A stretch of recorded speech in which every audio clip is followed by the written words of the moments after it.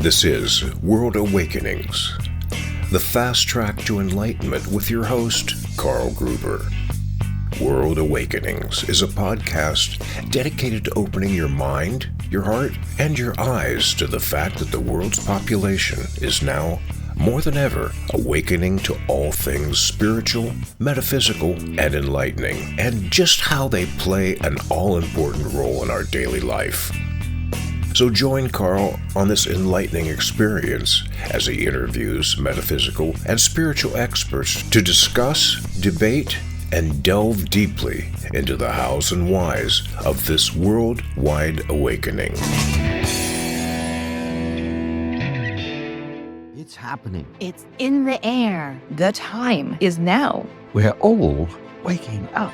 We're waking up. We're all waking up. It's all shifting. New vibrations. It's you. It's you. It's me. It's all of us. Together. A new time. A new day. A new energy. A new energy. New reality. Awaken with us. Awaken with us. Awaken with us. NewRealityTV.com.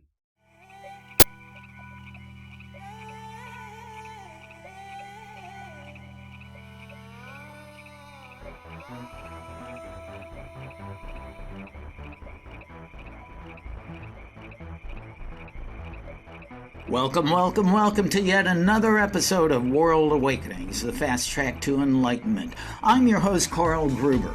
On today's show, we're going to take a deep dive into the concept of flow and how it works. But first, let me remind you that you can now not only see the show on YouTube, but you can also now watch it on the brand new TV network, New Reality TV. Just check out the show notes and click on the link to watch it now. Whoa, I'll tell you, it's my honor and a blessing for me to once again have as my guest for her fourth appearance on the show, Christy Whitman. I consider Christy to be my personal mentor, as I was certified as a Law of Attraction life coach by her Quantum Success Coaching Academy back in 2012, and she has been a role model for the thousands of other people she has coached over the years. Now, to date, Christy Whitman is a two-time New York Times best-selling author and has been a transformational leader for the past 25 years, teaching how to manifest and create their having it all life. I love that concept, through the deliberate application of universal laws. Christy is also now a conscious energy conduit and a messenger for a group of ascended masters who call themselves the Quantum Council of Light, and hopefully we'll talk to them a little bit later. And on top of that, she is the author of 7 books, including her forthcoming book, The Flow Factor, which will be coming out in September of this year. So with that, here you are, Christy. Welcome. You never know who's going to show up here. Hi, Carl. It's so great to be back. Hi, everyone. So happy to be with all of you. Oh, my God. Like I said, I always want to jump through the screen. But, yeah, it's such an honor. Yeah, you've been on this show for 4 times. You may not even realize this. You were on episode number 1. I remember, and you started it. Well, how that happened is when I had originally got certified as a Law of Attraction life coach with you, I had created my own website, and I decided, well, I'm going to start a series of audios called The Masters of Law of Attraction, and you were kind enough to record a show with me, even though, I didn't have any platform or anything. And so I ended up editing that in with 3 other people into show number 1, and it's still one of my most popular episodes. Then you're on number 27 with Christina Hill channeling the Athela, along with the council. Number 100 you're on, and now here we are, number 218. So thank you again, Christy. Thank you. I'm so proud of you. It's amazing what you've accomplished. And it's really amazing the light that you're bringing out by these conscious conversations. So thank you, Carl.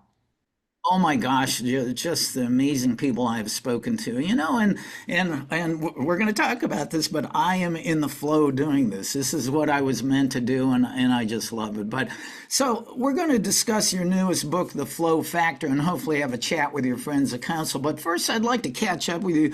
Besides writing best-selling books and raising 2 awesome young boys, are you still operating the Quantum Success Coaching Academy? We are. It's online. It's not live how you took it, but it's still, someone in Australia at 3 o'clock in the morning can take the courses. So we still have those available. And we, of course, have a team that certifies them as well. And among other, wonderful courses that we offer, we have Mastering Flow, which is a really great. It's taking 25 years of my teaching plus the council's teaching to really help people understand energy and help people understand what's lack and what's abundance and how do you get from lack to abundance and, all the different layers of consciousness and how we affect change and manifest and, all that kind of good stuff. Yeah, and I really do recommend the QSCA to anybody. I mean, it was a blessing to me and so many other people, and I'm so glad that you're still running it. And that's a great concept to allow it to be timeless. You don't. We did do our teaching sessions live, which was great. But yeah, excellent. So let's dive right into your new book. This is your seventh book, the Flow Factor, about what it's all about. If you want to go ahead and lay it on us. Yeah, so it's interesting because after I wrote The Desire Factor, and never say never, but I was like, I'm done. I'm not writing any more books because it is, it comes through me, it downloads through me, which that's the easy part. That's the flow is when, I don't ever just go to write a book. It's like it either comes through or it doesn't.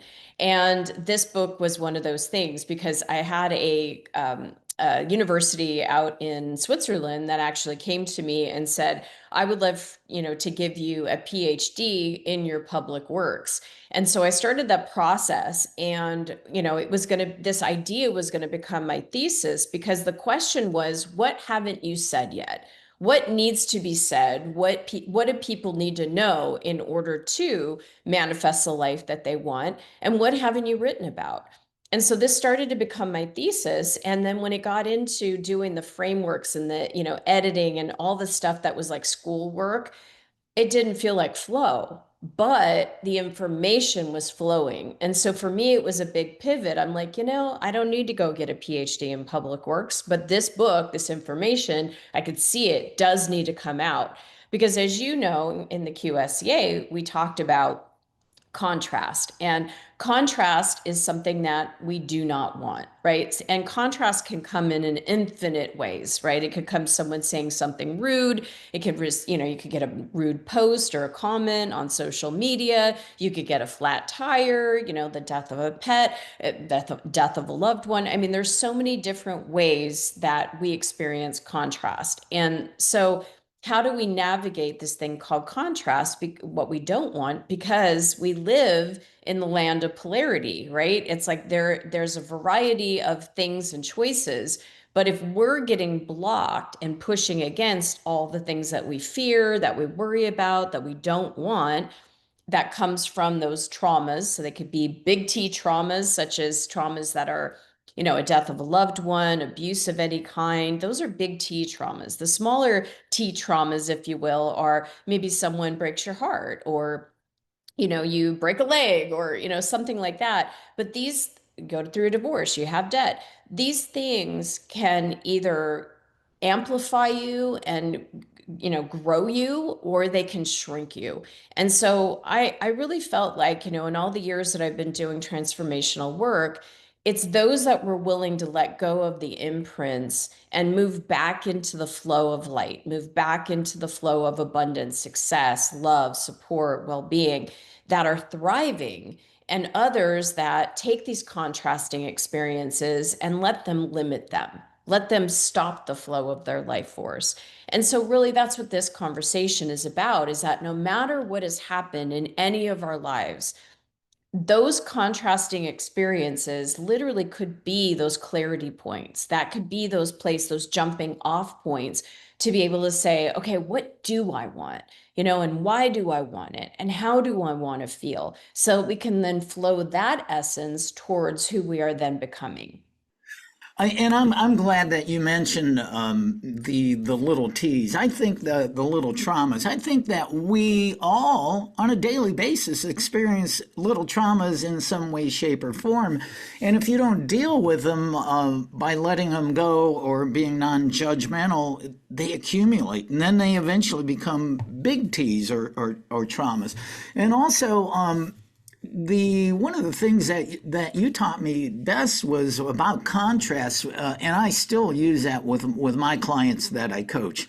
You know, teaching that clarity through contrast is just amazing. It's such a great concept too, and I appreciate that. You know, one thing too, though, the concept of flow is not necessarily new. It was first written about in the 1990 book, Flow, The Psychology of Optimal Experience, one of my favorite books by a great Polish named Mihaly Csikszentmihalyi. And and flow is known and experienced mainly by athletes. Is that a concept that you write about too? Yes, but it's not just athletes. It's, any different walk of life. I mean, it could be, like Billy Joel literally sitting at his piano and creating a piece of music, right? It could be Elton John all of a sudden having the music that goes with us with words. It could be, it could be a painting, an artist that's painting something. It could be me or someone writing a book where everything just flows out. If you, right, doing your podcast where you feel like you're just in the rhythm and you feel this harmony and this joy in what you're doing. So it's on every walk of life. It doesn't have to be an athlete that's in the zone and, creates the goal or, hits the ball or whatever it is. It's all of us. And flow is not limited to just any kind of person. Flow is available because energy is what flow is. Mhm. And energy is, accessible. It is, everything is energy. And when we learn how to get into that alignment with that flow, and then we as the human being, because the flow just exists, the flow is there, right? It's like the I am. But when we as the human being say, I want flow of abundance, I want flow of success, we're putting our mark, we're putting in our focus and consciousness on this energy. And then the flow of whatever it is we declare, that's what we open up to. And that's what becomes available to us.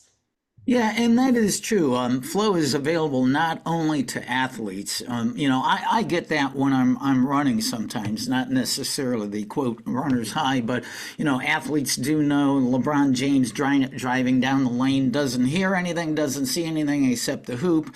Everything's in slow motion, but you're exactly right. It does apply to a musical performer or a writer or whatever. Even when I'm sitting here editing this podcast, time just yeah, I'm in the flow of it.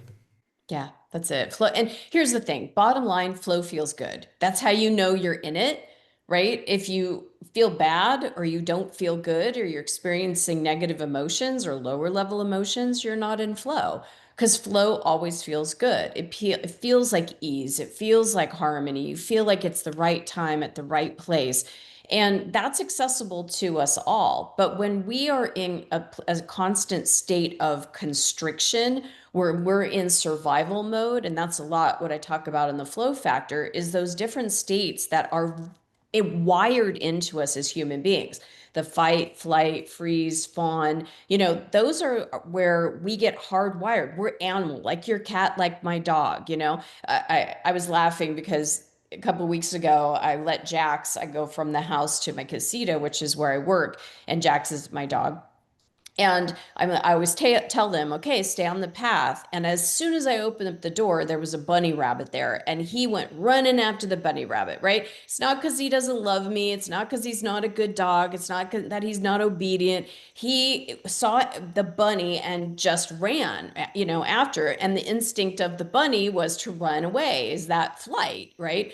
So it's so funny because we as humans have that too. So we have that fight mode where we're in resistance, where we have that tendency to push against what we don't want. That's where we get the worries and the doubts and the fears, and we're pushing against what we don't want, right? And then and I hear this all the time. I have for 25 years, and I'm sure you do too, Carl. I'm stuck. I'm blocked. Something's stuck, something's blocking me, right? It's that freeze mode where we don't know what to do, or we know that we need to do something, but we can't get ourselves to do it, right? Procrastination, where we feel like, I know if I did this, it would move me forward, but I just can't seem to get myself to do it. And then there's the flight mode, where it's like, and I see this a lot with women, where it's like do more, take on more, and then they get overwhelmed. And that's where we start to use vices. It's like, I want to escape myself, I'm running away from myself. And, so it's just these survival instincts are hardwired into us. That's where we might all of a sudden be reactive and go, God, why did I say that? Or why did I act like that? Or why did I feel that way? Right? It's part of us, but the thing is that the higher aspect of us also has the option of flow, and flow is accessible to us when we learn how to master our energy. And if anybody's wondering what it's like to be in flow, the beautiful part about being in a flow is literally time stops or it slows down, and you sit, and all of a sudden, what? That was 2 hours ago. That happened to me this weekend. I was doing a goddess retreat virtually, and all of a sudden I'm like, wait, what? We're ending? Like, we just started. And so it's that feeling of just absolutely appreciating and loving what you're doing, who you're doing it with. You're so present and you just feel that fulfillment. That's available to each of us all the time. And when we get past the resistance that kind of clogs the pipe, I know you've heard me say this before, but think of it as like a pipe that when you get a bunch of clogged stuff in there, the water can't flow through and it starts to back up, right? Well, with us too, if we've got emotional imprints, we've got fears and worries, and we're getting triggered all the time, the flow can't naturally flow through us because it's being stopped and blocked, kind of like a hose that's being kinked, right? The water can't flow through it. So we have the opportunity to unkink the hoses within us, unclog the pipes, roto-rooter it, right? So that we can be back into the flow, which is our natural state of being, really.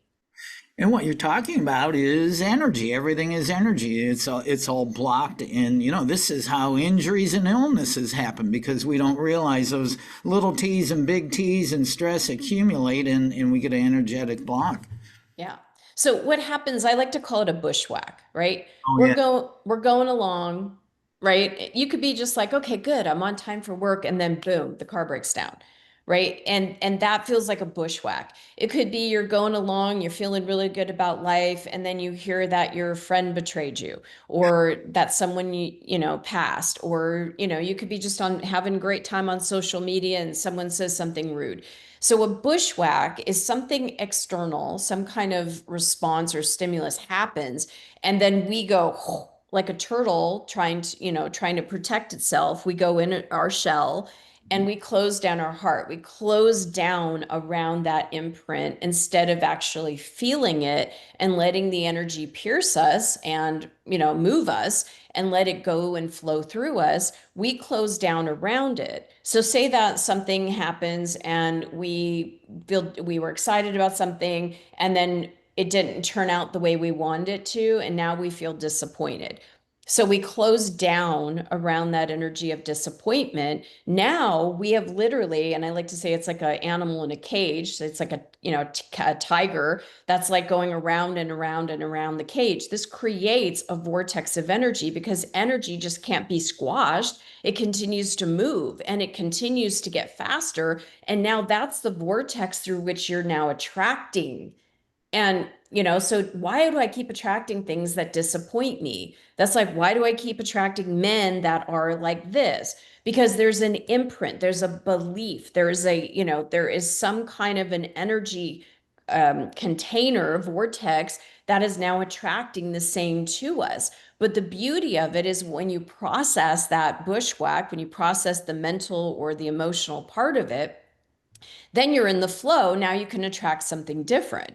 Because our consciousness, if you really think about what we have, and the only thing that we have control over is the words that we say, That's why I created Watch Your Words. You could all go there. It's watchyourwords.com. It's 30 videos. Get one every day, 2 to 3 minutes in length, that tells you what not to say, why, and what to say instead. Because there are words and phrases that we say that pull our energy down right into lack, and lack never feels good. Lack, scarcity, limitation, that's not in flow. So when we're speaking words that actually expand our energy instead of contract our energy, now we're thinking thoughts. So it's words, thoughts, perspective or belief, right? Emotions and actions. That's it. That's all, folks, right? It's like words, the words that we say. It says, in the beginning, there was the word. If our words are positive, then we're going to have positive thoughts, which creates a more mental picture of positive imagery, imagination, and then holding those beliefs, which the whole mental body then affects our emotional body, our feelings. And then what from there, that determines what actions we take. Because if we're saying, oh, I can't do that, oh, I can't do that, I don't have what it takes, right? And then we start seeing ourselves failing or being blocked. We start feeling bad, and we're not going to take that action. But if on the other hand, we start saying, I can do it. I love to do that. This is exciting. I have the possibility of doing this. Now we're seeing ourselves succeeding. Now we're feeling successful, and now we're going to take the action. Yeah, I love your analogies. I mean, and they're so doable and practical to integrate into our daily life. I think you got a future in this teaching. Thanks so much. I've been doing it a long time, as you know. And thank you, Carl. Well, so if every person in the world has the ability to get into the state of flow, why is it that most people have no concept of it and never experience what it's like to simply flow? I mean, is this something you think maybe could be taught in schools? Well, I think it could be taught everywhere. That's why I wrote the book, because it's not as difficult as we think it is. It's literally just about, who controls your thoughts? You do.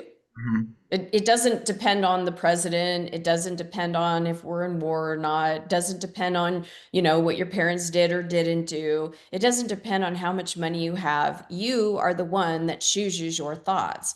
And this is the same thing. You're the one that chooses the state of being that you are going to be in, meaning what emotions. And by choosing how you want to feel and knowing that the energy is there, that we can tap into that. Yes, there are blocks, there are traumas, there are pain points, but knowing that you can actually heal and release those pain points, because what those pain points are is stuck energy, Mhm. right? It's think about it like this. If you were a little kid, say that you're 3 or 4, and you're trying to get mommy or daddy's attention, right? And maybe your mom is in the kitchen cooking, and she's got other kids she has to attend to, and she's trying to make dinner for everybody before dad comes home. Most of us lived in that type of generation, right? And you're excited because you want to show her a dance, or you have a toy you want to show her, or you colored something for her, and she's busy, busy, busy trying to do everything on, get everything, maybe overwhelmed herself. Maybe she's got things she's stressed about or worried about. And you say, mommy, mommy, mommy, look. And she goes, yeah, yeah, yeah. Right. To the little kid, it's like, oh, she doesn't love me. Mhm. Or maybe I'm not enough. Or I don't have, I'm not adored. Or, to a little kid that starts making decisions like, oh, I'm not loved. Right. And those decisions, those choices that we make as little kids, they literally carry us until a point where we say, no, Mhm. you are loved, and go back to that little kid and have that little one make a different decision, see a different perspective.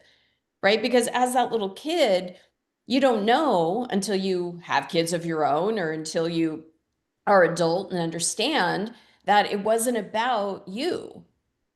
Me giving you or not giving you attention wasn't about you. Now, that's in like a very innocent kind of thing. What if you had a parent like I did that was super critical? No matter what I did, it would be criticized, right? It was just not enough. Or if you made a mistake, you get berated, right? And so that is like, oh my God, I must be bad. I'm not good. I'm not enough. I make dad angry. Whatever I do, it's never enough. And those kind of imprints and decisions that we make about ourselves impact us most of our lives. And most human beings don't ever get out of that own self-perception. But the good news is that that's the thing that each of us can change, is change the perception of ourselves and the ensuing energy that comes with it. Wow. Growing up like that, how did you turn out so nice? Well, I'm glad you asked that, because when I was in my early 20s, I graduated from college. I moved to Chicago. I started this great career. I had health in my body. I had friends. I had it all. Was engaged to be married, and I still felt like I wasn't enough. I literally felt depressed because I thought, oh, if I check the boxes, I went to college, check, got a degree, check, started a career, was making great money, got the love, check, check, check, check, check. Why don't, why am I unhappy? Why am I not happy? Why am I not satisfied? Because what I did find out, because all of this, why am I not happy? All those questionings brought me to move to California, and I found my meditation teacher. And the first thing that she said to me was, you create your own reality. Mhm. And when she said that, that remembrance was like, yes, how? Right? The part of me that knows that woke up and I was like, yes. But the human part of me was like, well, how? How do I create my own reality? And this is way before The Secret. This is when the internet was just starting to come. So there wasn't like, hey, let me go on the internet and talk, see if there's anybody that can teach me or do a podcast on law of attraction, right? It was like these kind of books were hidden in the back of bookstores. You had to go into like spiritual bookstores or metaphysical bookstores to even learn about these concepts. And so Melanie, my meditation teacher, she said to me, your thoughts, you're either repelling things from you or attracting things to you based on the way you think. And she could see that I was like, what? My thoughts? Like, I mean, talk about paradigm shift. I was like, I am my thoughts. My thoughts are me. No, I'm not my thoughts. So she said to me, go home for a week. I just want you to pay attention to your thoughts. Hear what your thoughts are telling you. Carl, I thought my mom was critical. I took that criticism and that not enoughness, and boy, did I amplify it and put it on steroids, because everything I did, everything I said, if I walked by a mirror, I was so judgmental and so critical of everything within myself. But what's wild is that I remember calling my girlfriend Dawn, who I've known since seventh grade, and I said to her, Dawn, I am so negative. And she's like, what are you talking about? You're the most positive, bubbly person that I know, which tweaked me even more, because I'm like, well, how come I'm so positive and bubbly to everybody else? And I'm such a, social butterfly and, happy to be around people. But inside of me, I feel horrible. I was berating myself like my dad did. No matter what I did, I was critical to myself like my mom was. And that's what I had to shift, because that's the moment I realized that both of them were coming from lack, and lack never feels good. And as you know, years and years ago, one of the very first online courses that was ever on the internet was the Abundance Principle coaching program, which I still have available, because it teaches people what is lack. What's the difference between lack and abundance? Because lack feels bad, abundance feels good. And there's lots of different nuances and behaviors and things that we do that come from lack that most people don't know. And when I started becoming aware of that, that's when I was able to then change it. And I changed it by what we were talking about, the words I used, the thoughts that I thought, the pictures, the images I kept about myself or God, the universe, the feelings that I felt, and then, of course, the actions that I took. But I had to shift from that perspective of lack and limitation over to abundance. My oldest son, who's 16 now, God to help us all, he's driving. We were driving the other day, and he said to me, Mom, you always compliment me. You're complimenting me all the time. And he's like, sometimes I feel like it's fake. And I'm thinking to myself, child, like literally, you have no idea how I had it. And it's like, you have a mom that's complimenting you. And he's like, I feel like you compliment me so much. He calls it glazing. You're glazing me, mom. They have their own language, right? And Yeah. I'm like, dude, I'm not glazing you. I genuinely say these things because I observe them and I think them and I give you a compliment, right? And so it's like, geez, poor you. You don't have a critical mom that's going, you're doing that wrong and that's wrong and that's wrong. And you didn't do that. How come you got all A's and one B? What's up with your B? I'm not doing that. I'm congratulating the A's and you're awesome and you're so smart. And it's interesting because it's like, I went the other way. I looked at the contrast in my life and the things that I didn't want and the kind of mother I didn't want to be to then flip to the other side. Wow, we are talking to amazing Christy Whitman. Just it's like wisdom just pouring through the screen here. And it is beautiful. I mean, we really so need to hear all this. But we're going to talk to your friends, the council, in a little bit. I have one question here too. You speak about a 3-step process for summoning the flow factor at will. How does that work? Well, you ask yourself, what do you want? Right? Because most of us are pushing against what we don't want. If contrast comes up, I always say, look at contrast, what you don't want, as the beginning stages of manifestation. Because that contrast will frustrate you, it'll make you feel bad, and then you get to go, okay, what do I want? So that's number one. What do I want? And then once your mind, your mental body is now focusing on what you want, the second question is, why do I want it?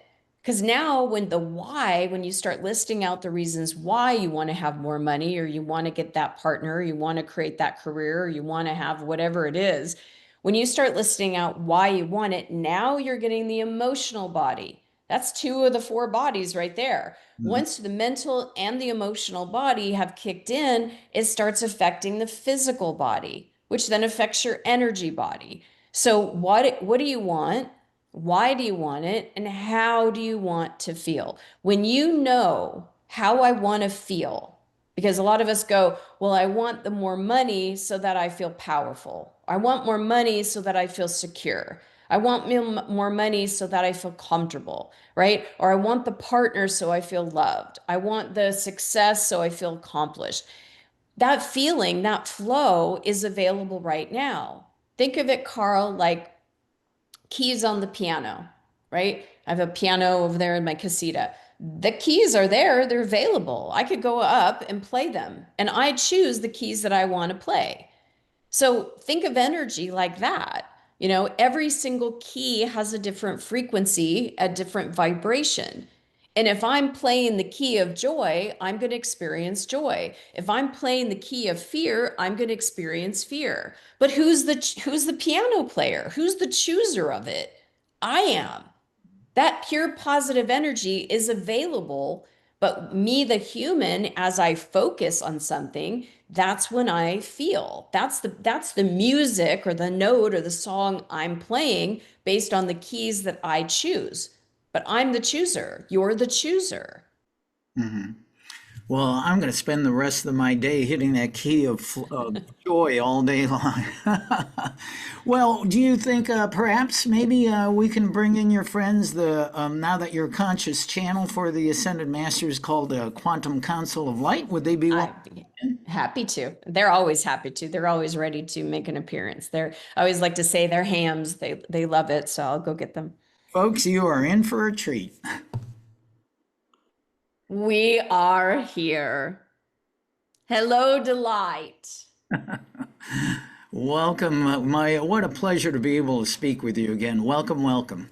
We are grateful. Thank you for what you do in the world, and thank you for the invitation. We're happy to be here, and we know that you can feel the energy. She runs at a pretty high vibration, but the energy that we bring through is a much higher, more expanded. And so tapping into and feeling that energy, that's a transmission of all love and support and abundance and, of course, light. And it's all for you, for all of you that are here watching, listening. So just feel that, feel your way into that. Let yourself receive this, as there is such great, abundant love here for you, infinite love, in fact.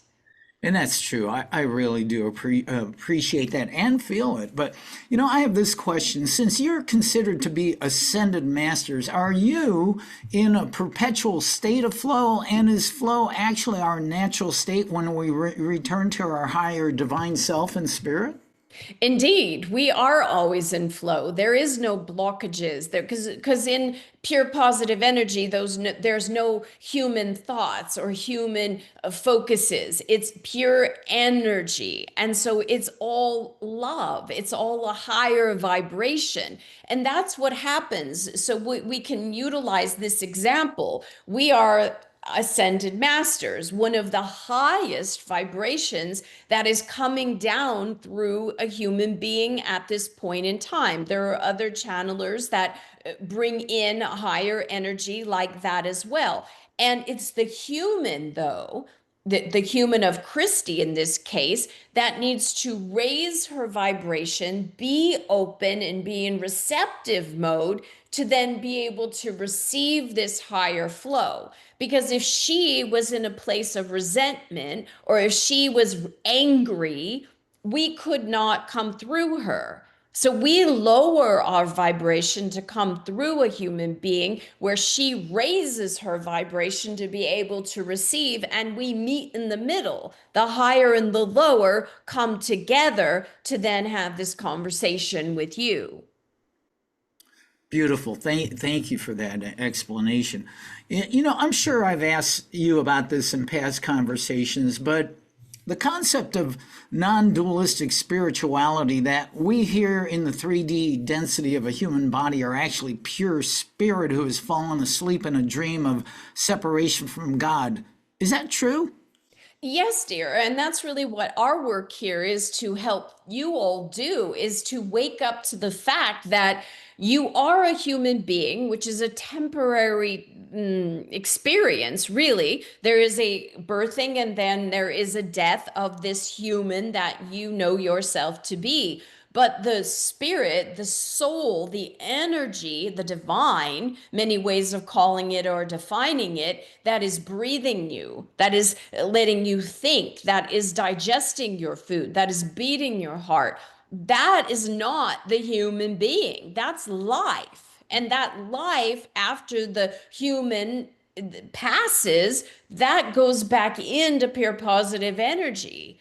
And whereas the human is now a shell with no life in it. So here's the thing to understand, is that the divine, your soul, all of the dimensions of your beingness chose to come in and have a life experience uniquely through you. None of you are the same. And the divine likes diversity. Imagine every single person having the same color eyes, the same color hair, the same sex, doing the same thing. Kind of boring. But when you all have different personalities, different preferences, different things that you like to do, you love to run. Christy said the only time she would ever want to run is if someone's chasing her, right? So, but she loves to do Pilates. I mean, just even the differences in what you love to do for exercise. There's so much diversity that energy, that pure positive energy, when it meets with the human, the free-willed human that has choice, like Christy's example of there's the piano, and today I get to choose this or many keys on the piano that feel good. You have a different life experience, meaning life has a different experience through you. You are a non-physical that is coming into. So you are not just this human, you are a human with the divine, with your soul. Christy wrote in the Quantum Success that 4% of who you know yourself to be and all of your history. As a matter of fact, 4% of what is manifest in this physical world is not really who you are. The 4% of what you see, what you know, the 96% is the life force, is the soul self, is the energy. And so when you can move out of that struggle mode and the limitations that you all put on yourselves and open up to that divine, you are in the flow. You're in the flow of what's more accessible to you. What a beautiful concept of flow. And why do you feel that now is an important time to bring up the idea of flow to the human race? Well, for many reasons. First of all, there's many like Christy and you who are now conscious and aware. And when you have more people all over the planet that are asking, that are searching, that are open, now is the time. And at the same time, there's more struggling more than ever. And in that contrast, there's more people asking. They want to know how to live a better life. They want to know, as Christy did 35 years ago, is this all there is? Right? It's an importance that she's been teaching for 25 years, but she's been doing energy work for 35 years. And so it's people like her that have spread the light and many, many others. It's the light workers that have not only brought in light and new energy within their own containers, but because they then transmit that energy out, that light activates others. You remember the poem or the saying from Marianne Williamson? You've got the Course in Miracles behind you, that our deepest fear is not that we are inadequate. Our deepest fear is that we are powerful beyond measure, right? And it goes on to say that when you let your own light shine, you unconsciously give others the permission to do the same. So as you are igniting your light and you're driving in your car, that person that is driving next to you, they feel a wave of this energy. Everything in this energy is vibration. And it's not just for the containment for you, it affects the house you live in, the city you live in. You are waving energy out all the time because each and every human being is an energy receiver. You're either receiving from the third dimension or you're deliberately receiving from the higher dimension, but you are an energy receiver nonetheless. You are also an energy container. What you hold, and that's the whole conversation you were having with Christy. If you're holding on to resentments, if you're holding on to the hurts and the angers and those things, that's what's inside of your vibrational container, including your physical body. You are an energy receiver, you're an energy container, and from there, that's what you then transmit out. What most people don't understand about the law of attraction is, oh, I send these thoughts out and it comes back to me. That's just a part of it. It's just a third of it. What are you calling in? What are you receiving in? And what are you holding in? Because that's what you then will be sending out. And what you send out comes back to you. Absolutely.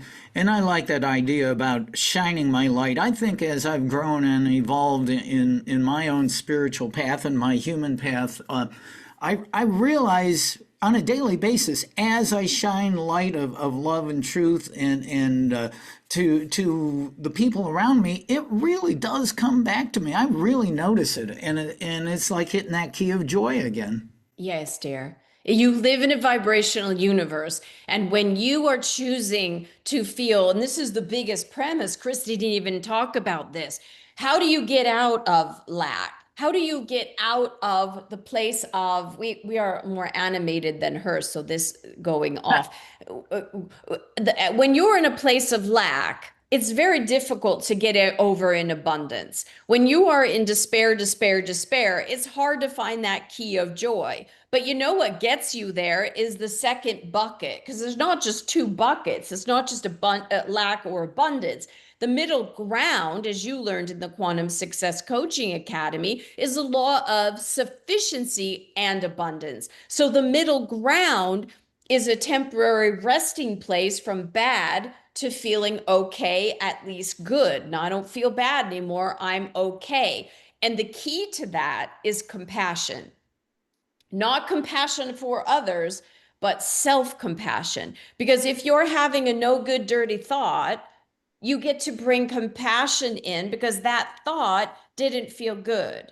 And by bringing self-compassion to yourself, first, in the way of energy, the invitation, the asking of, the intention, right? It's an invitation to bring in and have awareness of your soul, who is never vibrating anywhere below compassion. It's compassion or higher. It won't go and meet you. That's why you feel so crummy when you're in lack, because you do feel alone. You do feel like you're at this by yourself. You do feel separated. But the minute you invite in that energy, that soothing energy of your soul, you're now neutralizing yourself. So compassion is very neutralizing. And once you get neutralized, then you can start turning up the vibration and getting into those higher states, leading you into abundance. So bringing in the energy is very important. The second part of that is the physical touch. We recommend you hug yourself. Hug yourself. Each of you, hug yourself.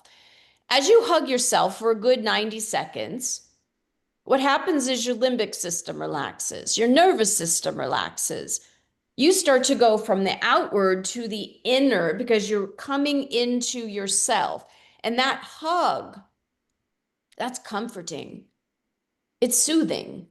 You as humans like to have that touch. And then when you do that, now the third piece is, you got this. I've got you. It's going to be okay. You're all right. So it's the invitation for the energy. It's the physical touch. If you don't want to hug yourself, you can put your hand on your heart. Put your hand on your heart and your hand on your belly. You can rub your shoulders. You could rock yourself. It's something that you do that's somatic. It's a physical touch. So energy, then physical touch, then the words of affirmation. It's okay. And then after that, you can really amp it up by knowing that you are. It's the whole I am. I am. What is I am? The I am is the one that's living you, breathing you. The I am exists. When you say I am, it means you're here, you're present, you're here. What else matters? You're breathing. You're in this now moment. The presence becomes so palpable that you're not thinking about your problems or your issues anymore. You're thinking about you're here. And then the I am mixed with whatever the human, again, free will and choice and all, whatever the human declares. I am powerful. I am free. I am successful. The two become one and create a state of being that then gets out of that neutral ground to create a higher, more expansive experience. Well, I think I am is the ultimate statement of divinity. Indeed. Yeah.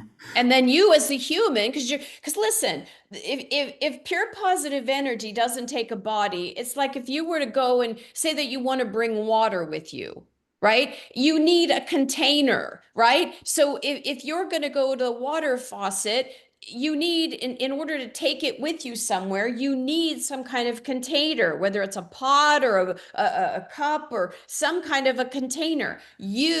Each of you are the container for the divine.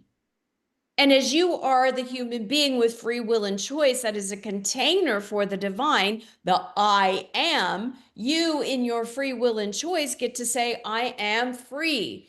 I am wealthy. I am prosperous. I am abundant. I am successful. I am supported. I am safe. I am good. I am love.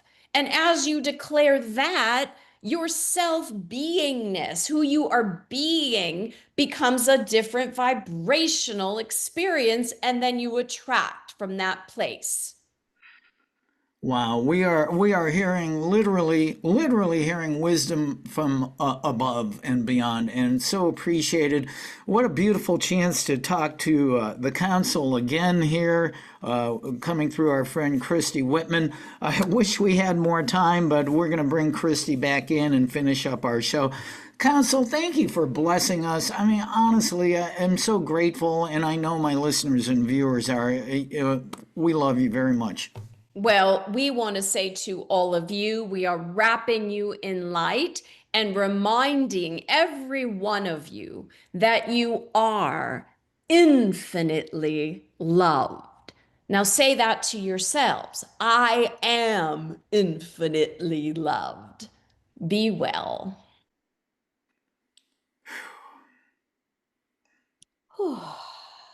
Allow yourselves to receive just a beautiful downpouring of light. Just imagining light is pouring through your whole entire body, your vessel, allowing you to just wiggle your fingers and your toes, just feeling the shift in energy, giving yourself a nice big hug, telling yourself something kind, nice, loving, taking a breath. And when you're ready, come back into the room. Been a long time since I hugged myself. Feels good, doesn't it? Yeah. It's just so simple. It's so simple and it works. Yeah. Wow, Christy. That I was going to say there's an overload of wisdom, but you can have an overload of wisdom. It's so needed, and the council and you provided it all today. Thank you, Christy. Well, we were definitely in the flow because that was the shortest hour of my life. So Well, we're winding up with Christy Whitman, her fourth appearance on World Awakenings. Her new book, The Flow Factor, which I highly recommend. She was kind enough to send me an ebook version of it. I'm plowing my way through it, and I'm in the flow when I'm reading it. It just goes by. How can people? I mean, it's not released publicly till September, right? well, you can pre-order it. And actually, my dear friend Marie Diamond was kind of joking with me, kind of teasing me, because she's the auntie to this book. She wrote a beautiful endorsement on the front cover. And she took a picture of herself the other day, which I posted on my social channels, that she got a copy of it. So they're releasing it early, which is really funny because I haven't even held the baby in my book. As you can see, I have my other books here. I don't even have a copy of The Flow Factor in a physical, because when you're an author, it's kind of like a dad that, it sees the baby developing, but it doesn't become real to the dad until they hold the book. When you're an author, when you get to hold the book, it's like, oh, it's real, right? So Marie Diamond has the book, and so you can pre-order it, and they're actually starting to release it. So the release date is April 23rd, but you could go pre-order it today at any online bookstore. You can ask your local bookstores to order it wherever you want to buy your books. The audio version will be available on the 23rd. I recorded it myself. Yeah, and when you could even go to the flowfactorbook.com, and when you enter in the receipt and all that, you actually get the whole back of the book is awesome. It's has an appendix of all these different processes. And I have recorded all those different processes because I don't know about you, Carl, but when you're reading a book that has a process and you're like, okay, close your eyes. And then you're like, okay, how do I do the next step in the process because my eyes are closed, right? So I recorded these so that you can have that as a bonus and have all of them so you can just be taken through the processes. And that is so awesome, talking about birthing a book like a parent. Of course, in 2022, I released True Spirituality and the Law of Attraction, which you, Christy, were kind enough to write a testimonial. And when I got my first box of books, I opened it, oh, look, there's a testimonial by Christy on my book. Yeah, happy to do that. That is awesome. But I will put all those links in the show notes. I consider you my mentor. Thank you again for being on World Awakenings. Thank you so much for having me back. You're just amazing, and I'm so grateful for you. Thanks for what you're doing in the world of light.